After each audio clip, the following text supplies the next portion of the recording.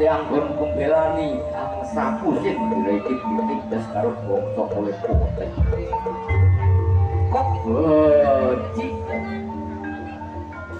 nek tak rasa ngedulurku dhewe sing ngantek karo bangsa Walanda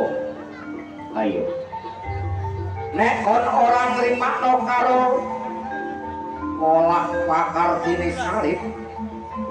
sing dhewe iki belani bangsaku tak niati tak kajari ayo kabungan salib ketemu esok sore nek pancen larang sejati ngajak opo kilo salib tambah poso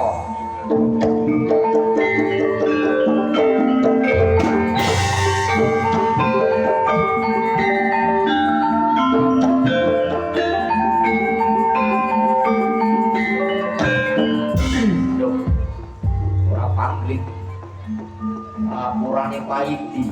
yo rep biyen aku wis kandha karo awakmu kok nek nyolong-nyolong kon tapi aja nganti kon pisan-pisan nyolong ana etan kali etan kali iki sing dadi jagoane paidi rep yo aku yo wis ngerti tapi tunggu sawang nasibe kawula cilik saka pakartine bangsa-bangsa bangsane awake dhewe sing ngantek karo bangsa Walanda saiki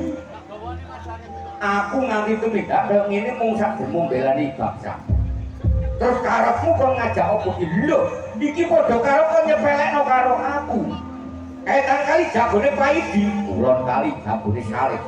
nek kono ora trimo sakarepmu lho ayo ditentono jenenge salib apa paidi sing temukan pati awas iya tak sosok lagi padha iya